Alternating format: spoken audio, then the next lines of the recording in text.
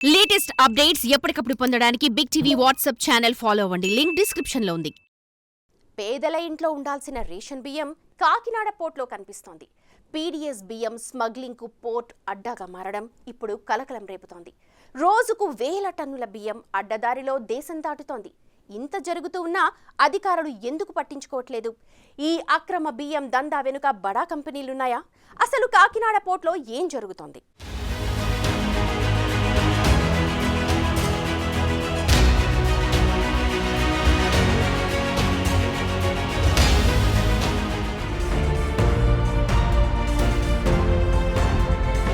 Ration బియ్యం smuggling కు అడ్డాగా కాకినాడ పోర్ట్. అన్నీ తెలిసి అసలు పట్టించుకోని అధికారులు. అసలు కాకినాడ పోర్టులో ఏం జరుగుతుంది? ఆంధ్రప్రదేశ్ ప్రజలకు ఇదంతా కొత్తేమో గాని కాకినాడ పోర్టులో ఇది నిత్యం జరిగే దందానే. కొన్నేళ్లుగా అక్కడి నుంచి భారీ స్థాయిలో రేషన్ బియ్యం అక్రమ రవాణా జరుగుతోంది. ఈ రైస్ మాఫియా వెనుక పెద్ద నెట్వర్కే నడుస్తోంది. దాంతో కాకినాడ పోర్టు బియ్యం స్మగ్లింగ్ కు అడ్డాగా మారింది. హోప్ ఐలాండ్ ను అడ్డం పెట్టుకుని బియ్యం మాఫియా రెచ్చిపోతుంది. ఒక్క రోజులో ఇక్కడి నుంచి 1100 లారీల బియ్యం అక్రమంగా తరలిపోతుందంటే స్మగ్లింగ్ ఏ స్థాయిలో జరుగుతుందో అర్థం చేసుకోవచ్చు.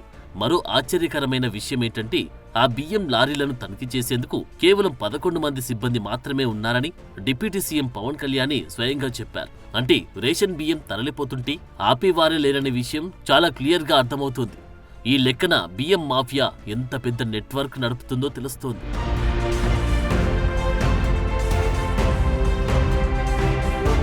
వాస్తవానికి పోర్టు ఉన్నది ఎగుమతుల కోసమే గాని స్మగ్లింగ్ కోసం కాదు. కానీ బియ్యం మాఫియాలో 16 కంపెనీలు పాల్పంచుకుంటున్నాయి. ఇందులో కింగ్ పిన్ కంపెనీల పాత్ర కీలకంగా ఉందనే ప్రచారం కూడా ఉంది. దీనిని బట్టి ఈ రైస్ స్మగ్లింగ్ మాఫియా ఎంతలా పేల్లోనుకుపోయిందో అర్థం చేసుకోవచ్చు. ప్రభుత్వం కిలో రేషన్ బియ్యాన్ని 43 రూపాయలకు కొనుగోలు చేసి నిరుపేద కుటుంబాలకు పంపిణీ చేస్తుంటే ఈ బియ్యం మాఫియా ఆఫ్రికా దేశాల్లో అదే బియ్యాన్ని కిలోకి 70 రూపాయలకు పైనే విక్రయిస్తుంది. పీడీఎస్ రైస్ సముద్రం దాటి వెళ్లిపోయేందుకు తీర ప్రాంతంలో మారిటైమ్ పోలీసింగ్ బలహీనంగా ఉండడం మరో కారణమనే వాదనలు కూడా ఉన్నాయి. అందువల్లే రేషన్ బియ్యం యథేచ్ఛగా ఎగుమతి అవుతుందంటున్నారు. కాకినాడ పోర్టులో డిప్యూటీ సీఎం పవన్ కళ్యాణ్ పర్యటనతో మరోసారి ఈ రైస్ స్మగ్లింగ్ దందా హాట్ టాపిక్ గా మారింది. యాంకరేజీ పోర్టు నుంచి పశ్చిమ ఆఫ్రికాకు వెళ్లేందుకు సిద్ధమైన స్టెల్లా ఎల్ నౌకలో 640 టన్నుల బియ్యంతో పాటు అదే పోర్టులో మరో నౌకలోకి బియ్యం ఎక్కించేందుకు వెళ్తున్న బార్జ్ ఐవి 0073లో ఉన్న 1064 టన్నుల బియ్యాన్ని కలెక్టర్ షాన్ మోహన్ గుర్తించారు. మొత్తంగా ఈ బియ్యం విలువ 6,64 లక్షలకు పైనే ఉంటుందని అంచనా వేస్తున్నారు. ప్రభుత్వం పేదలకు పంపిణీ చేసే బియ్యం అడ్డదారిలో కాకినాడ పోర్టు ద్వారా తరలిపోతుందని కలెక్టర్కు పక్కా సమాచారం వచ్చింది. వెంటనే ఆయన బార్జీలు నిలిపే ప్రాంతం నుంచి police, port, Myron, revenue, civil supply అధికారుల బృందంతో కలిసి సముద్రంలో ప్రయాణించి స్టెల్లా ఎల్ నౌక దగ్గరకు చేరుకున్నారు. దానిలో 38,000 టన్నుల బియ్యం లోడ్ కాగా అందులో 640 టన్నులు పీడీఎస్ బియ్యంగా గుర్తించారు.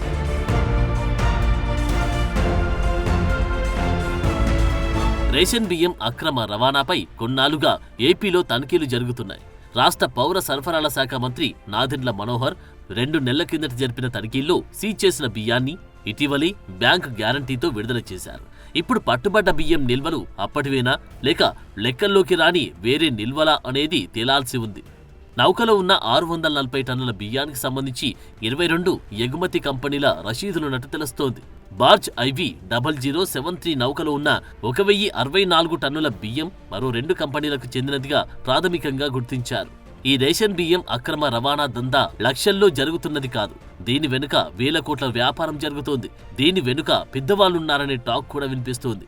అయితే ఎగుమతులు సక్రమంగా జరిగితే రాష్ట్ర ఖజానాకు ఎంతో డబ్బు వచ్చి చేరేది. మరోవైపు రేషన్ బియ్యం నిల్వలపై ప్రతి జిల్లాలో తనిఖీలు చేస్తున్నారు.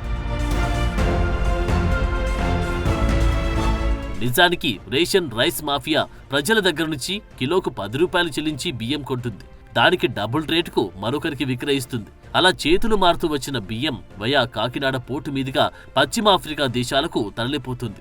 అక్కడ కిలో రేషన్ బియ్యం 70 రూపాయలకు పైనే విక్రయిస్తున్నారంటే ఈ అక్రమ దందా ఏ స్థాయిలో నడుస్తుందో అర్థం చేసుకోవచ్చు. రోజుకు 1000 టన్నుల్లో బియ్యం సముద్రం మీదుగా స్మగ్లింగ్ అవుతుందంటే పోర్టులో పరిస్థితులు ఎంత దుర్భరంగా ఉన్నాయో అర్థం చేసుకోవచ్చు. ముఖ్యంగా తీర ప్రాంతంలో ఏమాత్రం భద్రత లేకపోవడంపై ఆందోళన వ్యక్తమవుతుంది. ఇది దేశ భద్రతకే తీవ్ర ముప్పుగా పరిణమిస్తుందని వాదనలు కూడా వినిపిస్తున్నాయి. ఎందుకంటే కాకినాడ పోర్టు నుంచి చాలా సులువుగా బియ్యం అక్రమ రవాణా జరుగుతున్నప్పుడు భవిష్యత్తులో పేలుడు సామాగ్రి, మత్తు పదార్థాలు దిగుమతి కావని గ్యారంటీ ఏంటనే ప్రశ్నలు తలెత్తుతున్నాయి. కాకినాడ పోర్ట్ గుండా 1000 టన్నుల రేషన్ బియ్యం అక్రమంగా తరలిపోతోందన్న విషయం అందరికీ తెలుసు. ముఖ్యంగా అక్కడ పనిచేసే అధికారులకి. అన్నీ తెలిసి కూడా అధికారులు ఎందుకు ఈ రైస్ స్మగ్లింగ్ ని అడ్డుకోవడం లేదనేదే ఇప్పుడు అనేక అనుమానాలకు తావిస్తోంది. డిప్యూటీ సీఎం పవన్ కళ్యాణ్ విషయంలోనూ అధికారులు స్పందించిన తీరు కూడా చర్చనీయాంశంగా మారింది. కంటికి కనిపిస్తున్న దానిని మించి పోర్ట్లో ఏదో జరుగుతోందన్న డౌట్స్ కూడా వస్తున్నాయి.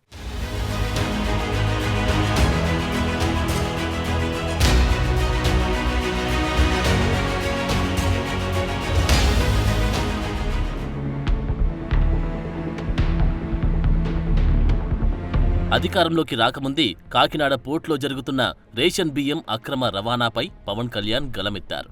ఇప్పుడు డిప్యూటీ సీఎం అయ్యాక ఈ విషయంలో దూకుడుగా ముందుకెళ్తున్నారు. తమ పార్టీకి చెందిన పౌర సరఫరాల శాఖ మంత్రి నాదెండ్ల మనోహర్తో బియ్యం అక్రమ రవాణాను అడ్డుకునేందుకు ప్రయత్నిస్తున్నారు. దాంతో రేషన్ మాఫియా, వారికి సహకరిస్తున్న అధికారులు కూడా అలర్ట్ అయ్యారు. పవన్ గనక కాకినాడ పోర్టుకు వస్తే విషయం పెద్దదే అవుతుందని భావించిన అధికారులు తనని రానివ్వకుండా ఎన్నో విధాలుగా ప్రయత్నించారని ఆయనే స్వయంగా చెప్పారు. దాంతో ఓ డిప్యూటీ సీఎంని అడ్డుకునే స్థాయిలో అధికారులు, రేషన్ మాఫియా ఉందనే చర్చ సాగుతోంది. అంటే ప్రైవేట్ పోర్ట్ అంటే అకౌంటబిలిటీ లేదని ఎందుకు అనుకుంటారు? Does your bosses have any idea? అంటే మీరు కంపెనీలు కొని పోర్ట్లు పెట్టి ఇన్వెస్ట్ చేస్తే ఏదైనా చేసేయచ్చా? I know that you are just an employee, I understand. But nevertheless, whom else I should speak to, if not you. You will become the scapegoat. Take it away. The political pressures ఉన్నాయి, political bosses, everything చేయడు when it comes to national security. No one is above the law, not even your bosses. Who is the owner of Aurobindo? What's his name?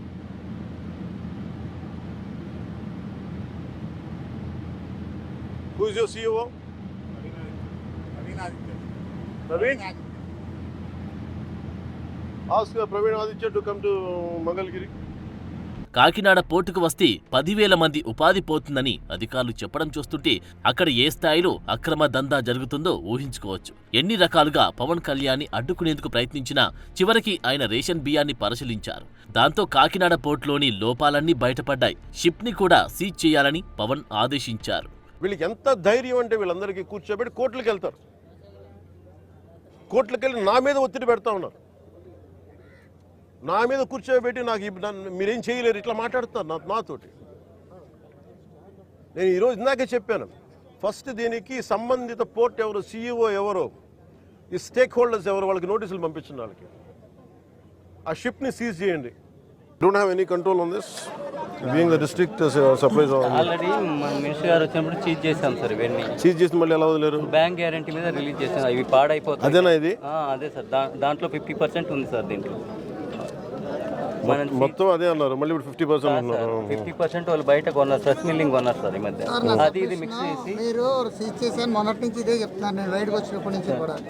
విన్నారుగా, ఒక అధికారి దగ్గర కూడా సమాధానం లేదు. అంటే ఈ దందా అంతా వాళ్లకు తెలిసే జరుగుతోంది. అంతేకాదు, రోజుకు 1000 లారీలు వచ్చే పోర్టుకి కేవలం 16 మందితో భద్రత కల్పించడం కూడా చర్చనీయాంశంగా మారింది. అంతేకాదు, పోర్టుకు వెళ్తున్న లోడుని చెక్ చేసే యంత్రాంగం కూడా అక్కడ లేదంటున్నారు. ఈ పరిస్థితులపై కేంద్ర హోంమంత్రి అమిత్ షాకు లేఖ రాస్తానన్నారు పవన్ కళ్యాణ్. బియ్యం స్మగ్లింగ్ మాఫియా నెట్వర్క్ ని కూకటి వేలతో పెకిలించేందుకు అన్ని రకాల చర్యలు తీసుకుంటామన్నారు.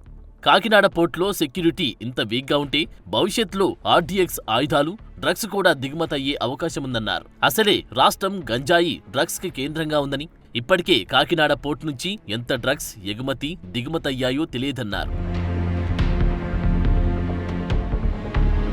రేషన్ బియ్యం అక్రమ రవాణాపై పవన్ చర్యలు సరైనవేనని ఏపీ బీజేపీ అధ్యక్షురాలు పురంధేశ్వరి అన్నారు.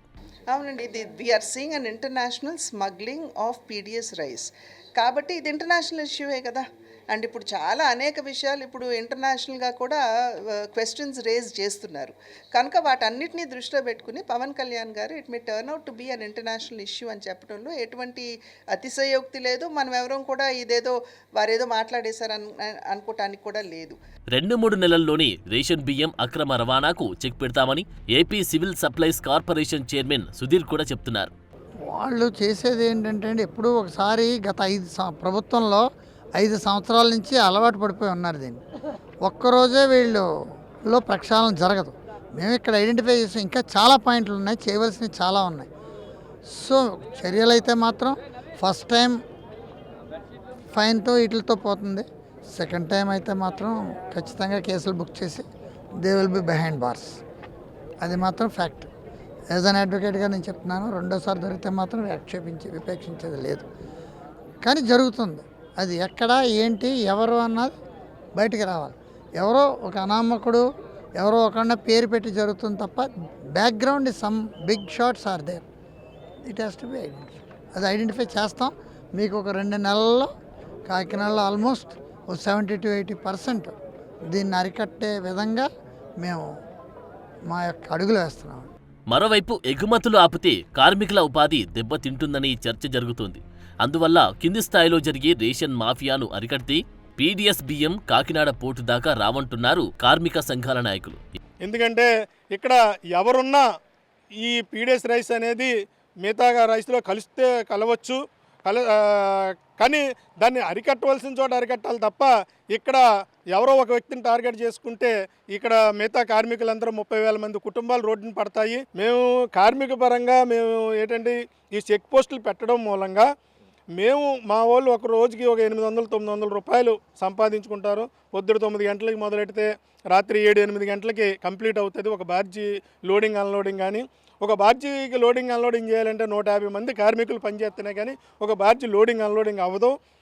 ఈ చెక్ పోస్టులు పెట్టడం వల్ల ట్రాఫిక్ జామ్ పడిపోయి ఈ ఇబ్బందుల వల్ల మాకు ఒక రోజు జరగవలసిన పని 3 రోజులు ఒక బార్జీ మేము లోడ్ చేయవలసి వస్తుంది. నిజానికి ప్రతి నెల రేషన్ బియ్యం తెచ్చుకొని తినే కుటుంబాల సంఖ్య చాలా తక్కువ శాతంలో ఉంటుంది. ఇంకొందరు రేషన్ షాపుల నుంచి తెచ్చుకున్నా వాటిని కిలోకి 10 రూపాయల చొప్పున అమ్మేస్తున్నారు. రేషన్లో బియ్యం తెచ్చుకునే ఇష్టం లేని వాళ్ళంతా రేషన్ డీలర్ల దగ్గర డబ్బులు తెచ్చుకుంటున్నారు. అలా టన్నుల్లో కలెక్ట్ చేసిన బియ్యాన్ని ఇలా పోర్టుల ద్వారా దేశం దాటిస్తున్నారు. కూటమి ప్రభుత్వం అధికారంలోకి వచ్చాక అక్రమంగా తరలిస్తున్న 51,000 టన్నుల రేషన్ బియ్యాన్ని పట్టుకున్నారంటే ఏ స్థాయిలో బియ్యం స్మగ్లింగ్ దందా జరుగుతుందో అర్థం చేసుకోవచ్చు.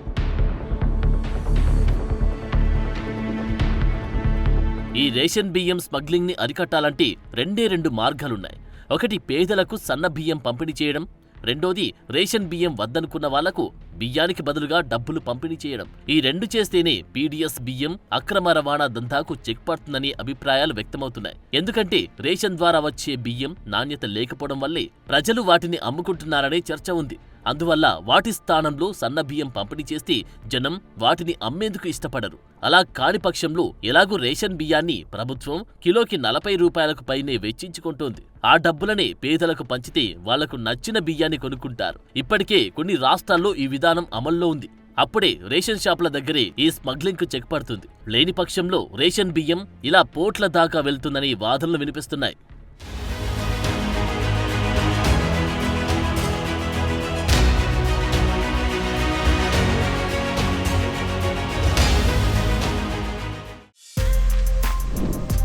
For more videos like this, subscribe Big TV channel.